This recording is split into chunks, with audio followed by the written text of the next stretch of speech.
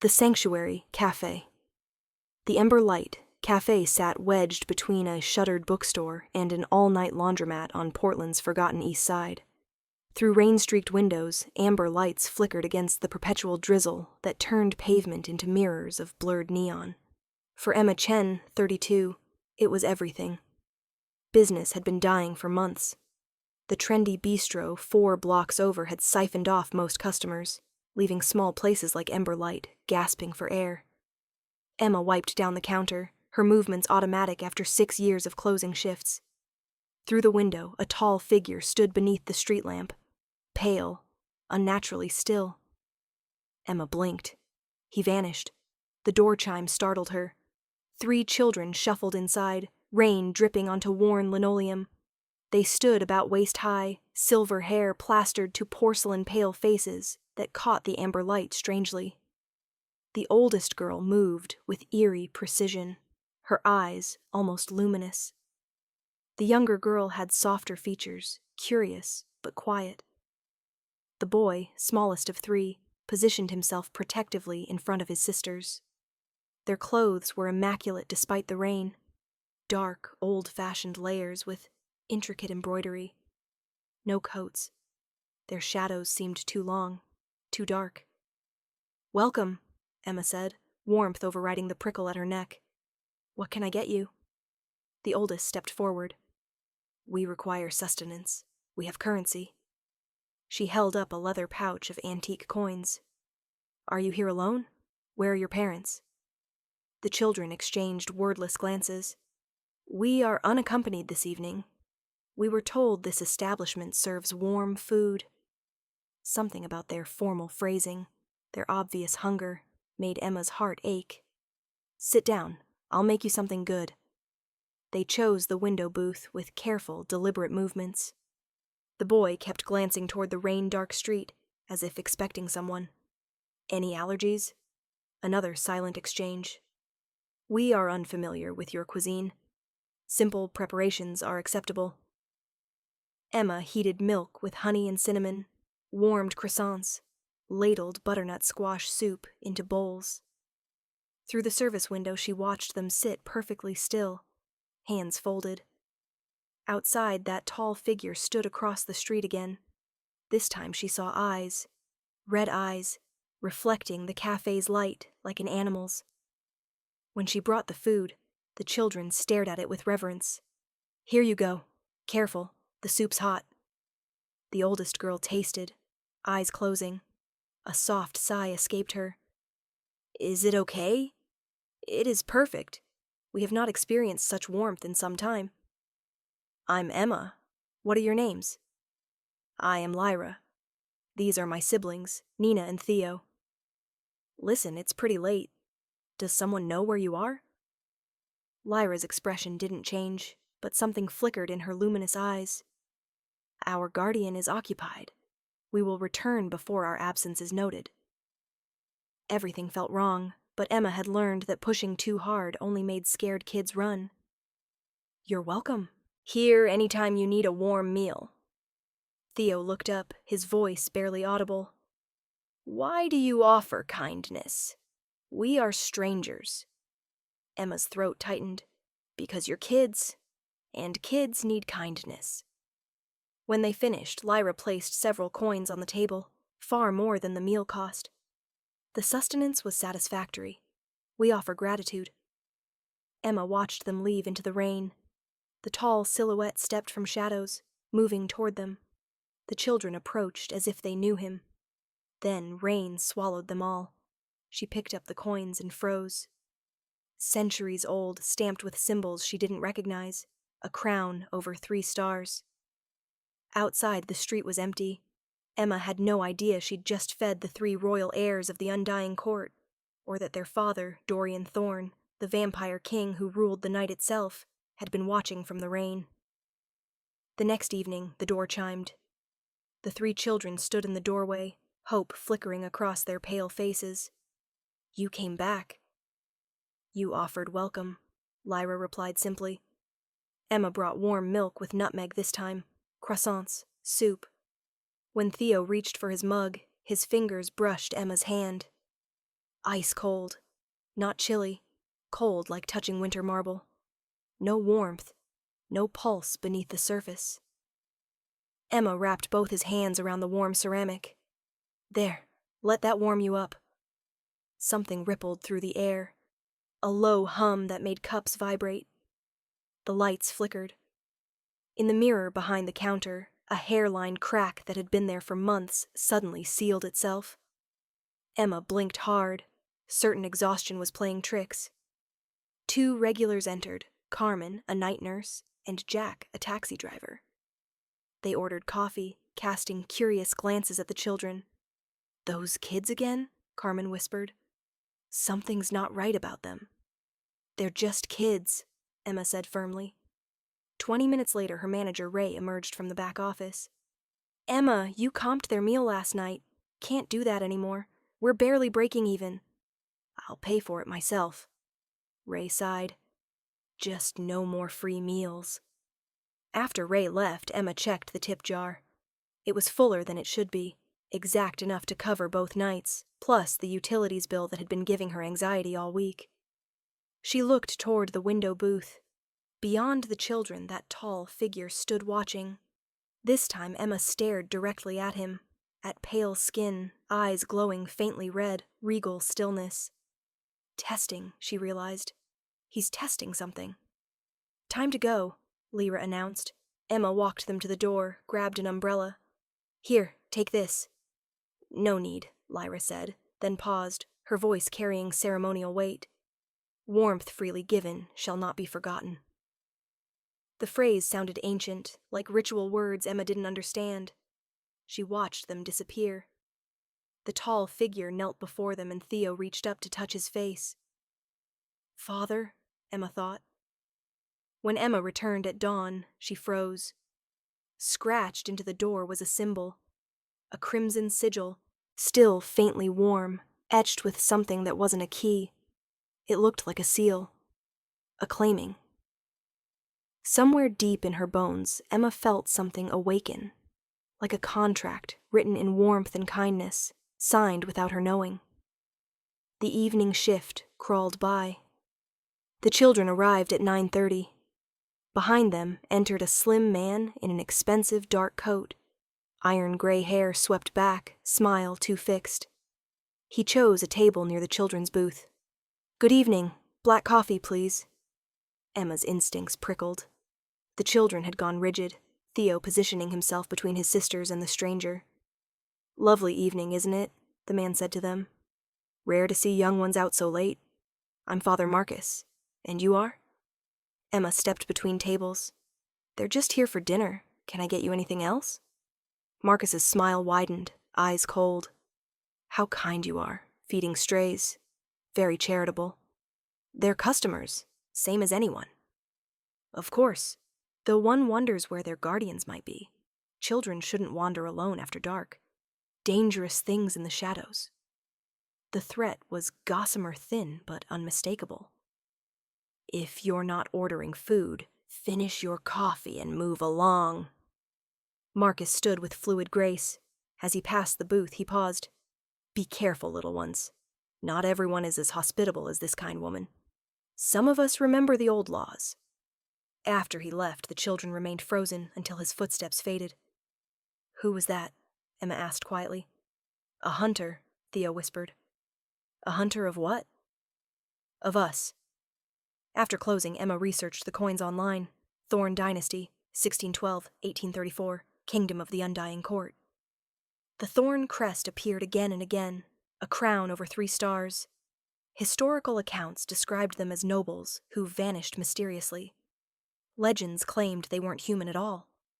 The door rattled. Lyra's pale face appeared. Please, may we speak with you? Emma unlocked the door. All 3 tumbled inside, agitated. We must warn you. There are those who hunt us. The man tonight, he knows what we are. And what are you? Nina looked up with frightened eyes. We are the reason the second bell of midnight exists, the hour when hunters come. Emma glanced at the clock. 11:47. You need to go home. I'll drive you. We cannot tell you that, But we should not have come tonight. We've placed you in danger. Then I'm walking you. I'm not letting you go out there alone." They stepped into rain together.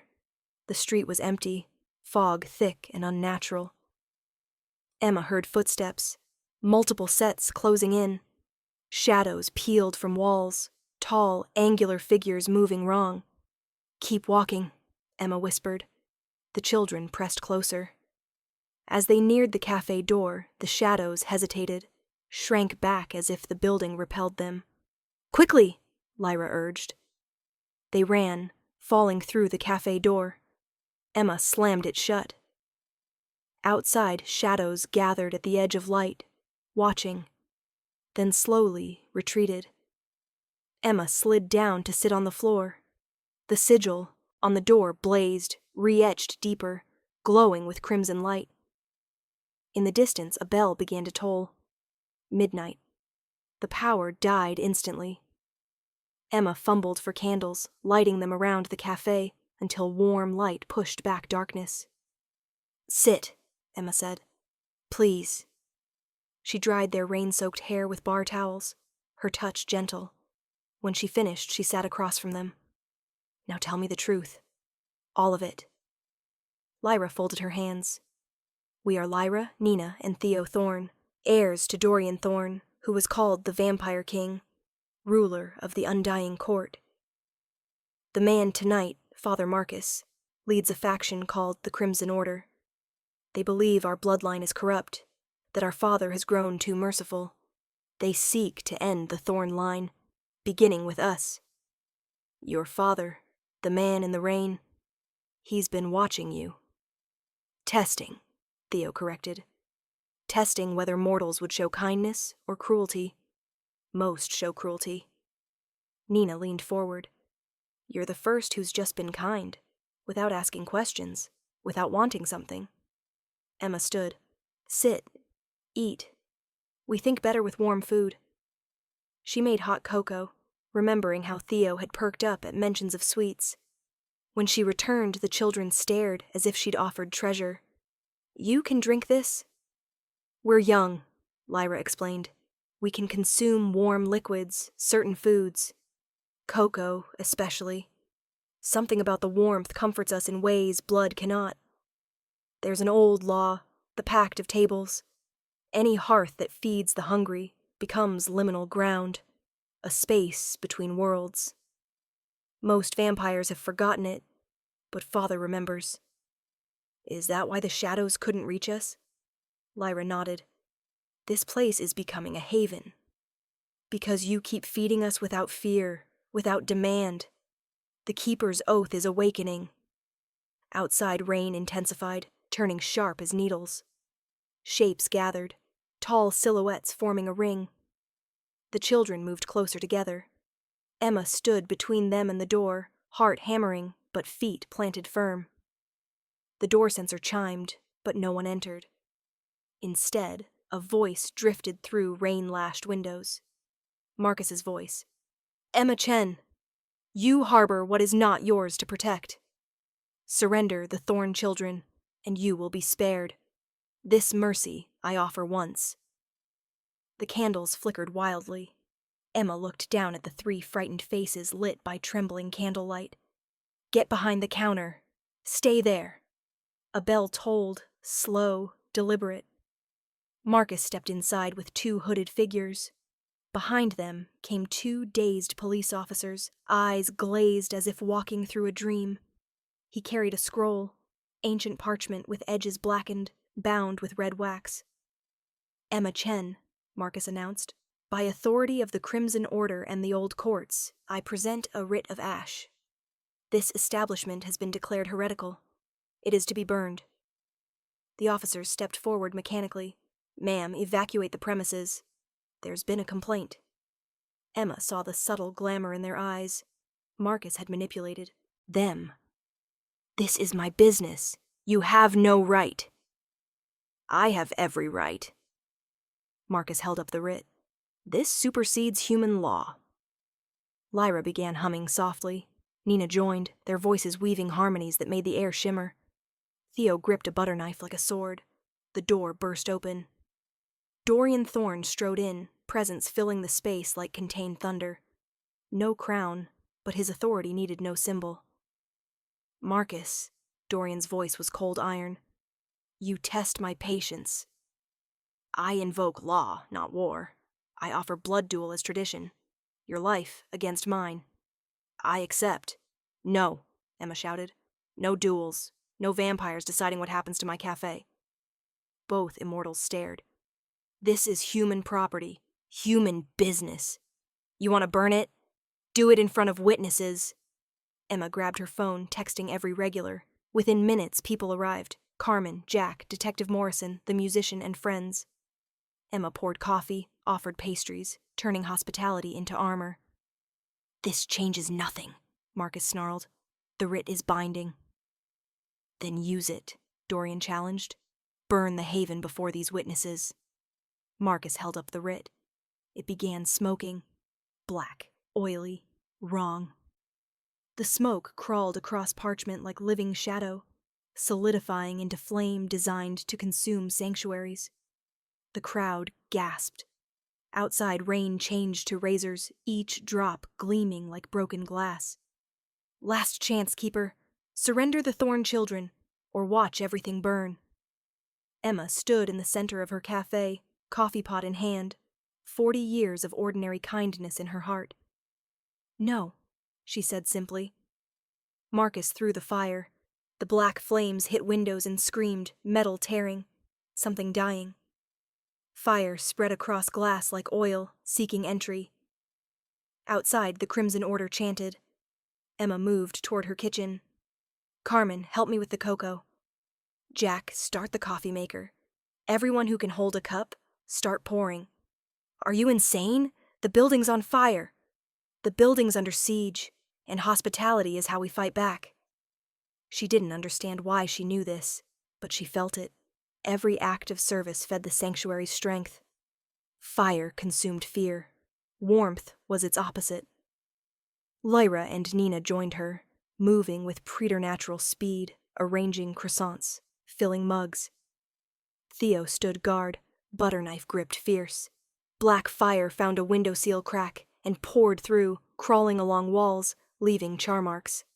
"No," Emma said clearly, firmly, placing cocoa on the counter. The fire recoiled. Emma felt the haven respond, recognizing its keeper's command. The windows shattered.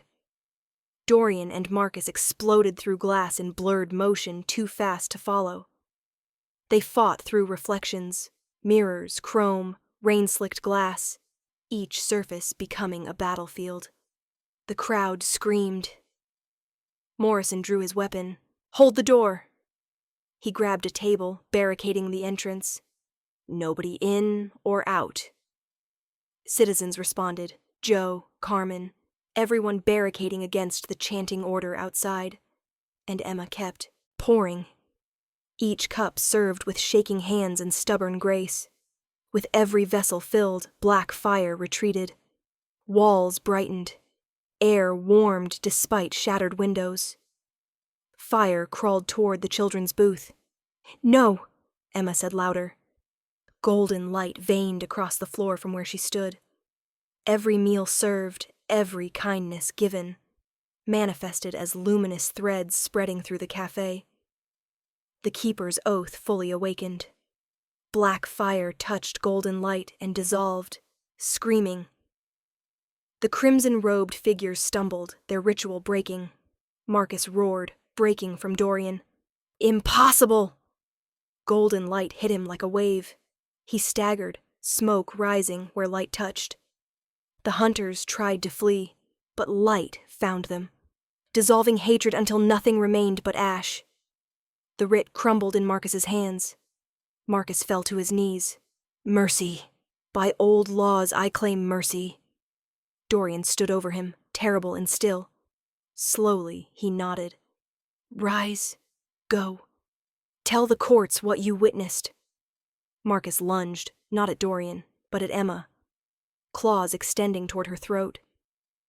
Dorian's hand caught Marcus mid-lunge, lifting him effortlessly. Without drama or speech, Dorian closed his fist. Marcus crumbled to nothing, erased as if he'd never existed. Silence crashed over the cafe. Golden light faded, leaving candles an ordinary amber glow. Outside, Razor Rain returned to normal water. Emma took one step forward. Her legs gave out. She hit the floor hard. When she touched her temple, fingers came away red. Flying glass had cut her. Dorian knelt beside her. No longer a king, but something gentler. "You're injured." "I'm fine."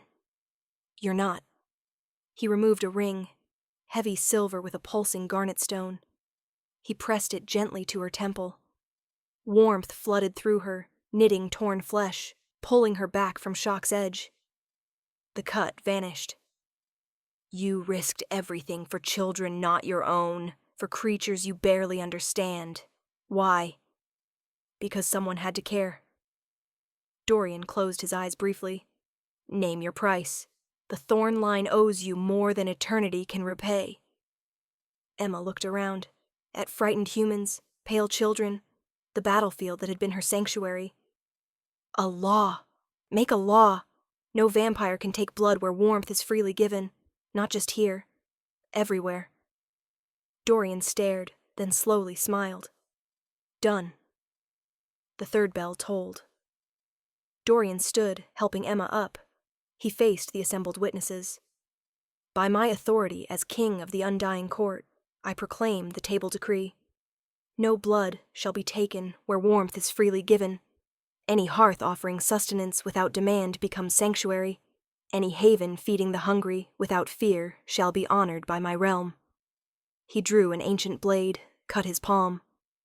Blood dark as wine dripped onto the cafe floor. Where it fell, symbols blazed before fading into wood. "This oath is bound in my blood. It will spread to every court, every house, every vampire who answers to my name. The age of predation without consequence has ended." Outside, invisible to those in the cafe, the decree rippled through the supernatural world. In night houses across continents, vampires felt the oath settle into their bones like chains made of starlight. The Undying Court had been remade by a waitress's kindness.